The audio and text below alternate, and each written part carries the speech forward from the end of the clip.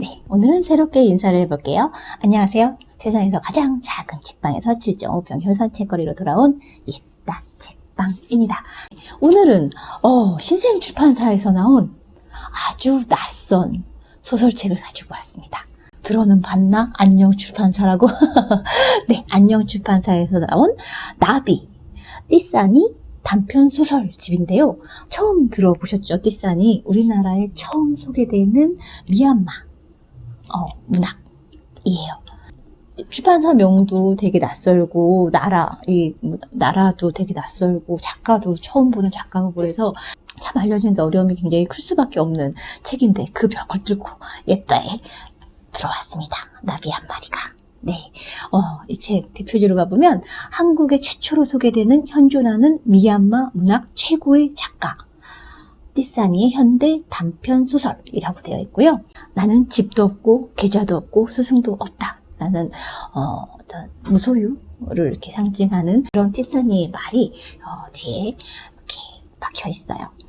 일단 띠싸니라는 작가가 현존하는 미얀마 문학 최고의 작가인데 우리는 모르잖아요. 이 책이 어떻게 분류가 되어 있고 책 소개가 어떻게 나와 있나 이렇게 인터넷 서점에 들어가 봤더니 기타 국가 소설, 기타 세계 문학 이렇게 분류가 되어 있어서 참 기타 예전에 이제 에세이 소개할 때도 그랬는데 한동안 에세이는 뭐 잔문이다, 비소설이다 막 그래서 이름을 갖지 못한 어떤 장르 뭐 이런 느낌 때문에 살짝 이제 기분이 상했었는데 미얀마 물론 우리가 즐겨 읽는 나라는 아니지만 우리나라에 처음 소개되기도 하는 책이긴 하지만 기타 국가라는 이게 분류가 될 수 있나 막 이런 생각도 언뜻 들고 그랬어요. 그 귀한 책을 옛다에서 소개를 하고 있는 겁니다. 작가 소개해 볼게요. 띠싸니는 1946년 양곤에서 태어났다. 46년. 와, 그러면 지금은 몇 살이야? 한 76 정도 되시는 노 작가 분이시네요. 1965년 잡지 슈마와의 물 길어올 시간이라는 시를 발표한 이후 100권이 넘는 책을 출간했다고 해요.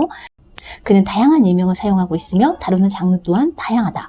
시, 단편, 문학평론, 공상과학 소설에서 종교적이거나 철학적인 텍스트와 세계 정치 사전에 이르기까지 그 폭이 매우 넓다. 1978년에 발표한 밍사잉 활쏘기는 미얀마 동시대 시에 있어 분수령이라는 평을 받는다. 가장 널리 알려진 시집으로는 내 피부에서 걸어 나오며 불필요한 문장들, 21세기 앨범 등이 있다. 불필요한 문장들은 2004년 버마 올해의 동시대 시 상을 수상했다. 독실한 불교 신자인 띠싸니는 집도 없고 계좌도 없고 선생도 없는 무소유의 작가로 유명하다. 나비, 이 책은 한국에 최초로 소개되는 현존하는 미얀마 문학 최고의 작가 띠싸니의 현대 단편소설집이다.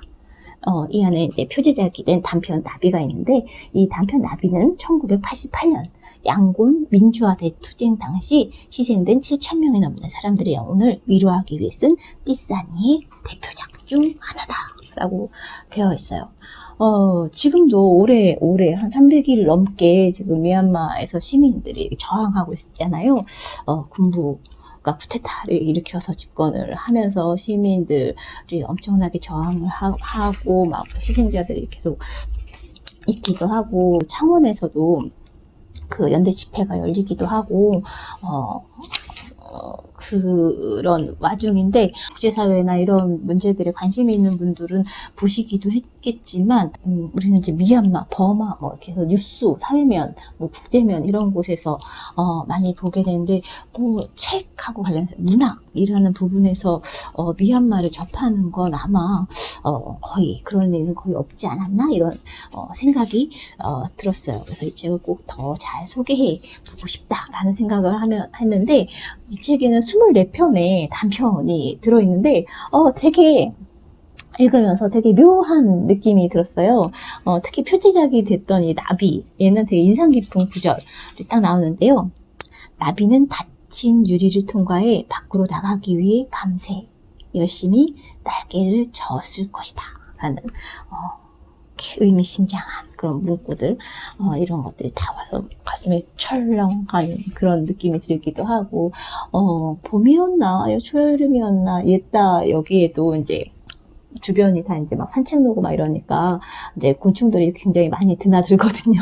모기도 많고 막 이랬었는데 이제 지금 겨울이어서 별로 없긴 하지만 나비 한 마리가 커다란 나비 한 마리가 이렇게 들어와가지고 막 이렇게 날개짓을 하다가 여기 유리 창들이 되게 많잖아요. 그러니까 유리를 인식하지를 못하니까 유리가 바뀐 줄 알고 자꾸 나가려고 하다가 계속 이렇게 자기 계속 날개짓을 하다가 이제 힘이 빠져서 점점 이제 주저앉는 그런 모습을 보고 얘를 어떻게 해야 되나 막 고민을 하다가 이제 먼지털이개가 있어서 이렇게 잡아가지고 밖에 이제 내줬더니 활활 이렇게 하늘로 날아가는 모습을 보면서 이제 참 다행이다라고 생각했던 적이 있었는데 이 소설 속에 있는 나비가 딱 그때 그 느낌, 얘 어떻게 하지? 이러다 죽는 거 아니야? 여기서 못 빠져나가면 어떡하지? 막 이런 여러 가지 고민들이 들었었는데, 그 어떤 이미지가 이제 잔상에 딱 남아가지고 굉장히, 더 잘 읽었던 것 같아요. 특히나 이제 88년에 있었던,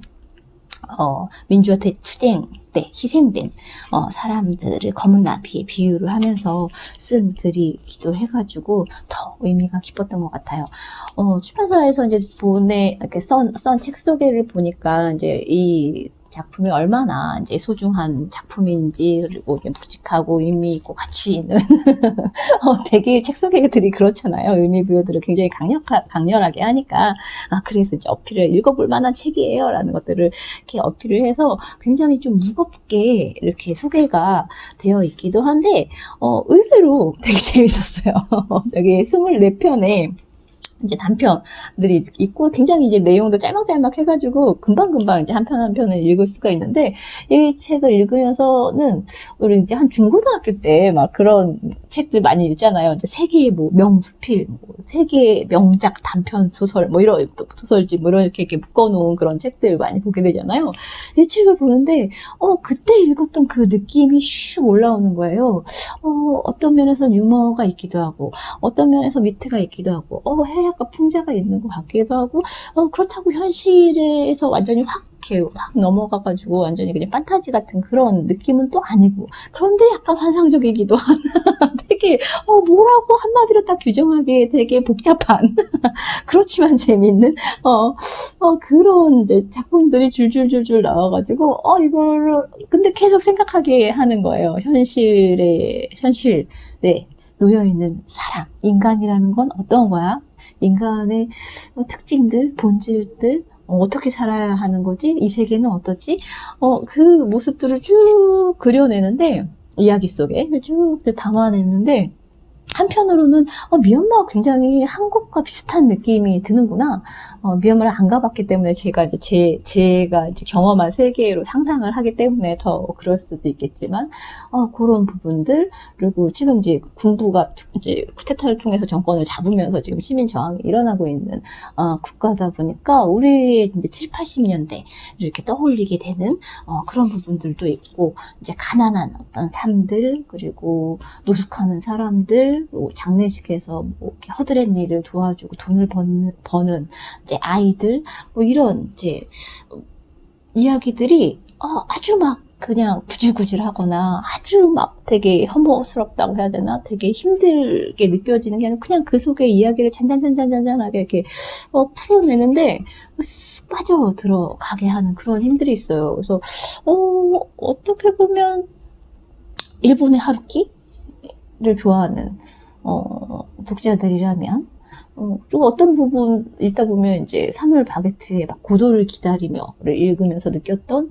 그 되게 부조리한 그 상황들, 뭐 말도 안 되는 말들을 막 이렇게 주저주저 하다가 이제 나누는 대화들, 뭐 이런 게 떠오르기도 하고, 되게 다양한 세계의 어떤 작가들이 스쳐 지나가는 그런 느낌들이 들었어요. 그래서 70 중반을 넘어서는 노작가이고 굉장히 책도 많이 읽으신 분이니까 그런 어떤 우리가 많이 이제 세계문학을 즐겨 읽으셨던 분들은 특히나 굉장히 좋아할 만한 이야기들로 구성이 되어 있다라는 그런 생각이 들었어요. 근데 그 이제 중간중간에도 또 현실, 미얀마의 현실을 이렇게 들여다볼 수 있는 어떤 문장들, 요소들이 아주 막 사회 비판적인 느낌, 강렬한 저항 의식이 막 뿜어져 나오는 그런 문학은 아니거든요. 근데 중간중간 이제 묘사해 놓는 그런 부분들에서 계속 이렇게 슬쩍 그렇게 미얀마의 상황들을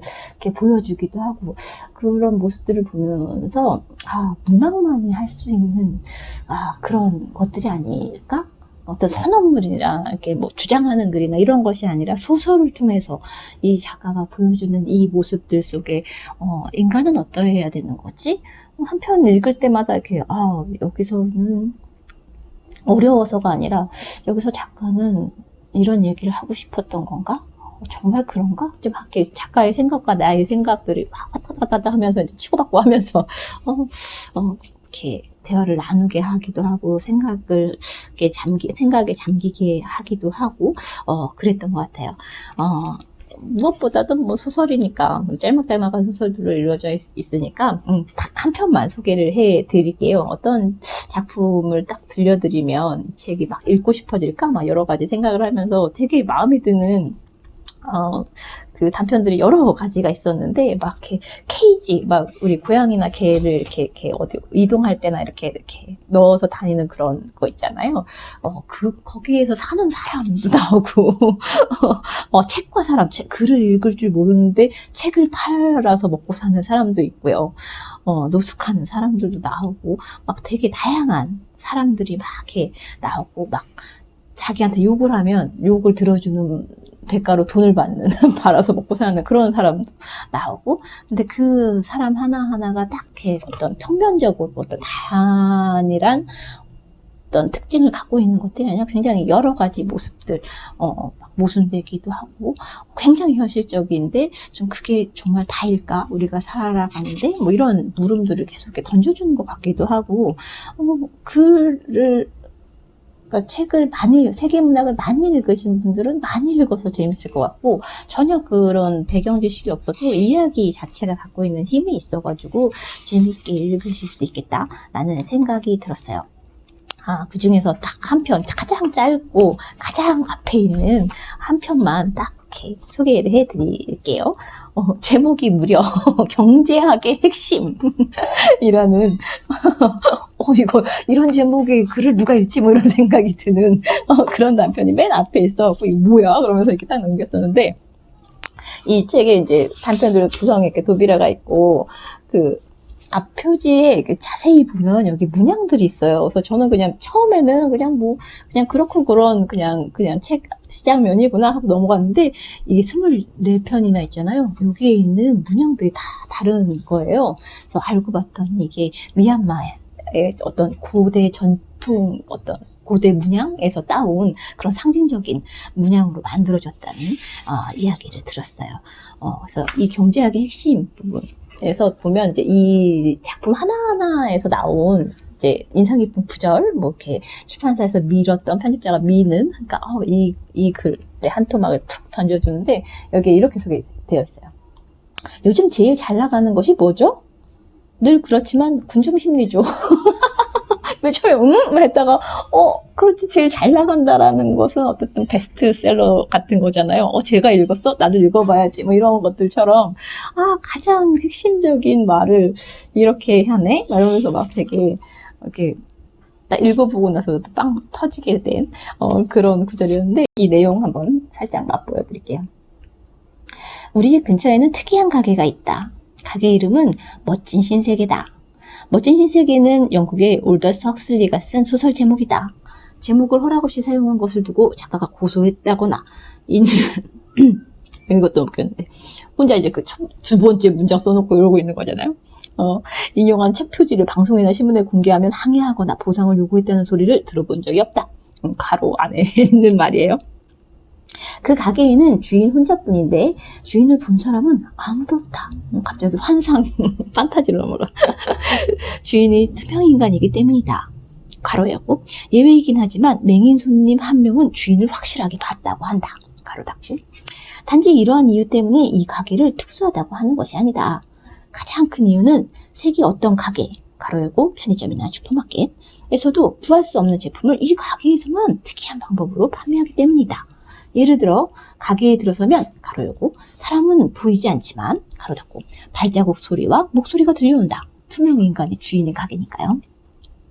거친 목소리는 아니지만 그렇다고 친절하게 느껴지지도 않는다. 그저 어디에서나 들을 수 있는 그렇고 그런 가게 주인의 말투다. 어떤 전형적인 어떤 모습들을 이렇게 툭 이렇게 설명해내죠. 투명 인간 주인, 무엇을 찾으시나요? 손님, 무엇이 있나요? 주인, 저희 가게는 고객님이 원하는 것이라면 무엇이든 다 구해드릴 수 있습니다. 손님, 무엇이든 다 구해준다고요? 주인, 네, 다 구할 수 있습니다.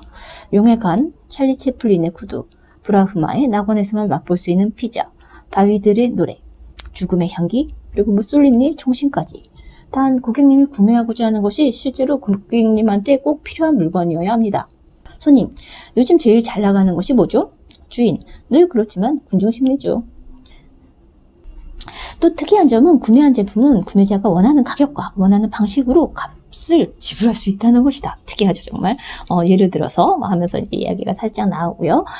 그래서 나는 그 가게에서 꽤 많은 물건을 구입했는데 그 물건들은 점점점 해서 1. 히로시마 폭탄 떨어지기 전 2. 희망 100g 3. 여우가 신맛 난다고 외면했던 포도 한 송이 4. 진선미의 미소 한국 영어 배우 5. 자기 자랑은 늘어놓는 소리 불태우려고 가로열고 하와이는 말론 브란도가 먼저 사가서 사지 못했다. 가로닫고 그 물건들을 구매하기 위해서 내가 치른 대가는 일자짜리 헌지폐 3장.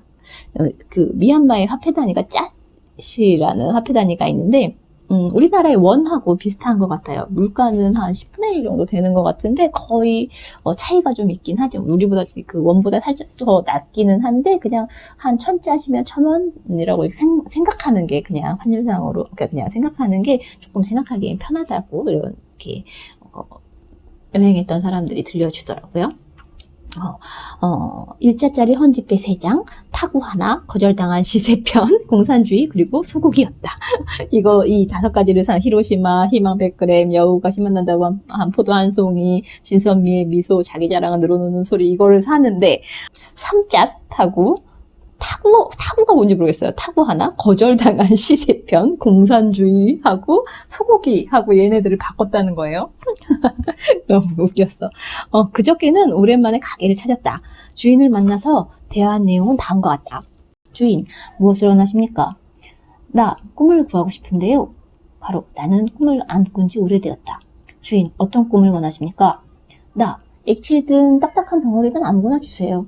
주인, 저희는 꿈을 3가지 맛으로 공급하고 있습니다. 오렌지 맛, 딸기 맛, 우유 맛인데 어떤 것을 드릴까요? 나 3가지 다 주세요. 그렇게 꿈을 구매했지만 나는 지금까지 어떤 꿈도 꾸지 못했다. 꿈을 구하기 위해 가게에 다시 가지도 않았다. 꿈은 나에게 정말 필요 없는 것이었다. 단 한 가지 변한 것이 있었다. 그날 꿈을 구매하는 대가로 내가 지불한 것은 바로 내 잠이었다. 여기서부터 다시 이제 생각이 막 시작되게 하는 이런 식의 다양한 이야기거리들이 정말 되게 많이 담겨 있어요. 되게 인상 깊은 통찰력 있는 문장들이 되게 많다라는 생각이 들었었는데 택을 그런 문장들을 좀 붙여놨어요. 이런 거예요. 기침하면 오짜시라는 이제 작품 속에서는 다 자기 방식대로 자기의 양심의 얼룩을 만들며 살아가고 있었다. 이런 문장들도 있고요. 같은 작품에서 깜깜한 아래층은 구석을 필요로 하는 사람들이 탐낼 만한 곳이었다. 이런 문장들도 되게 인상 깊었어요. 무와 함께한 여행이라는 단편 속에는 이런 문장이 있어요. 하지만 인간은 평등하지 않다. 인간은 논쟁거리를 위해 이념을 만든다. 이런 문장들이 어떤 이야기 속에 들어있을지 되게 궁금하지 않으세요? 3장 속 구름 이라는 작품 속에는 이런 문장이 있어요. 나는 낚는 사람이 아니라 낚이지 않는 사람일 뿐이다. 그런 문장들도 있고요. 욕갑이라는 단편이 있는데, 여기서 이제 그 노비를 뽑아놓은, 책 시장면에 이제 뽑아놓은 문장은 이거예요. 돈을 주면 몸을 주는 사람, 사람을 죽여주는 사람, 똥을 치워주는 사람도 있지 않습니까? 나한테 욕하고 욕값을 치러라, 뭐 이런 이야기를 하는 그 이야기 속에서 나왔는데, 여기서 제가 태그를 붙여놓은 게, 욕하고 싶으시죠? 여기였어요. 이거 어딘가에서 한번 책을 소개하거나 이럴 때 써먹어야지 하는 생각으로 아마 붙여놓은 것 같고요. 어떤 미얀마의 어떤 모습들, 이런 것들이 떠올랐던 그런 이제 문장이 집과 사람이라는 단편 속에서도 이제 발견이 됐는데, 예전에는 이제 노숙을 할 만한 곳들이 굉장히 많았었는데 지금은 그렇지 않다, 뭐 이런 이야기를 하면서, 하지만 이제는 양곤 중앙역에서 여행자들이 잠자는 것이 금지돼 버렸다. 밤새껏 여는 찻집도 사라졌다. 관리들이 11시가 되면 모든 가게의 영업을 종료시켜 버렸기 때문이다. 뭐 이런 이야기들이 나오고요. 이제 군부가 이제 막 폭력을 통해서, 학살을 통해서 이제 자신들의 정권을 찬탈하고, 이때는 한 88년 뭐 이때의 양곤 민주화 투쟁을 어떤 배경으로 쓴 것인지 최근에 쓴 것인지는 잘 모르겠지만, 그런 모습들을 드러내는 게 아닐까 싶은 그런 이제 스토리가 전개가 되는데, 이런 거요. 이제 노숙을 해야 하는 이제 가난한 사람이 이제 언젠가 저녁에 부두에 앉아 담배를 피고 있는데, 상체를 탈의한 덩치 좋은 남자가 다가와 이리 내놔 라며 피던 담배를 빼앗아간 적도 있었다. 워낙 멍 때리고 사는 사람이다 보니 순식간에 무슨 일이 벌어졌는지 어안이 벙벙했다. 처음에는 남자가 담배에 불을 붙이기 위해서 달라고 하는 줄 알았다. 시간이 조금 지나고 나서야 자신이 강탈당했다는 사실을 깨닫고 헛웃음이 나왔다. 세상에는 전생의 공덕으로 돈을 가진 자도 있고 지혜를 얻은 자도 있고 근육을 가진 자도 있지만, 그렇다고 자신이 가진 능력을 이용해 약한 자를 억압하고 약탈하는 것은 옳지 않다.